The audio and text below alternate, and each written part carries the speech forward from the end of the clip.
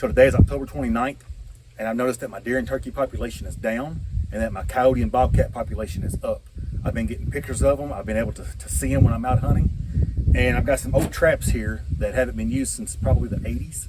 And I've got some brand new Duke number 3s. Now, I've got this whole thing filled up with old traps, and it's mixed with water and vinegar. And it's gonna eat some of that rust off. And then we're gonna use this store-bought dye to dye them, and then we're gonna wax them. Now, I was going to use walnuts, but I didn't get enough walnuts this year to make enough dye to do all this. So, you know, this will work. However, I personally don't think it's required to dye these because you're going to bury it in the ground. They're not going to see it, but I'm going to do it. And if you will hit that like and subscribe button, I'll show you in a few days how I set these and how we take care of our fur. So these traps have been in the water for about 25 hours. And as you can see, that rust is just falling right off of these old traps. So there's no denying that this method works. But I'm going to let them sit another 24 hours. I'll get them out tomorrow. So I'm using this old grease bucket that I picked up from work to boil my water in. And I'm using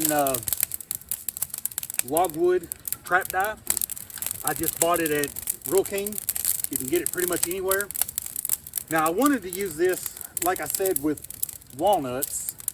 But unfortunately with our weather this year, I just didn't get any walnuts here at the house. So I'm gonna show you here in just a second what my traps look like before I put them into the solution. And then I'll show you what they look like after I pulled them out. So before I put my traps into the vinegar water, this is what they look like. Just real heavy, flaky rust. Now a lot of my Cool Springs traps, the springs were all clogged up. The pans just didn't work very smooth. And now most of them work pretty freely. And this is what they look like now. All that real nasty heavy rust is gone. And I have a light layer of surface rust. So the surface rust is what's really gonna die. So we're gonna get this water boiling, get the dye put in here, and then I'll show you what these look like after I pull them out in about an hour.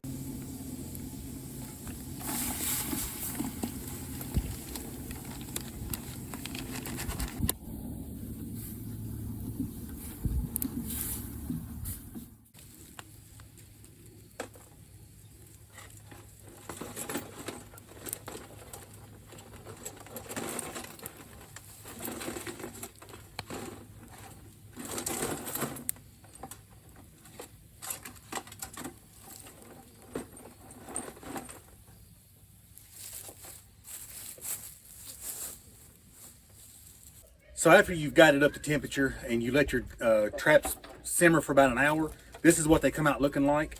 And again, this is what they did look like, and this is what they look like now. And now I'm gonna wax them.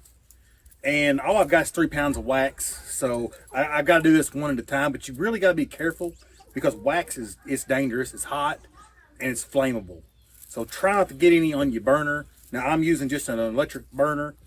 I didn't want to do this over a fire just because, you know, I didn't want to get burnt. But all I'm going to do is just simply take it, drop it down in there, and pull it back out.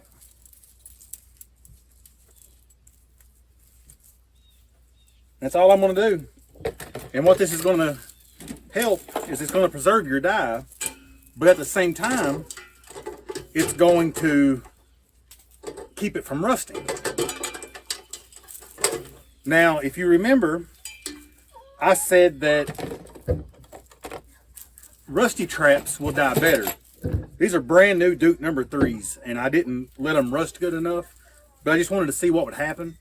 And as you can see, they didn't die real well, which is fine with me, because like I said, I'm going to bury this in the ground.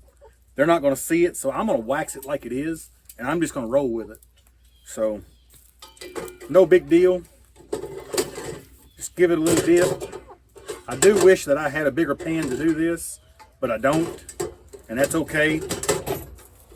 You know, there ain't no money in trapping, so there's no reason to go out and spend a lot of money.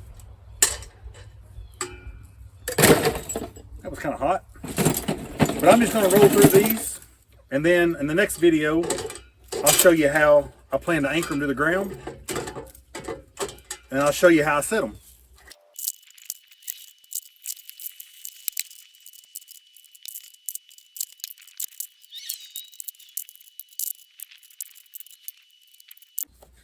All right, so that's the last one I'm gonna do for the day. Now, I think I've counted 31 or 32 traps.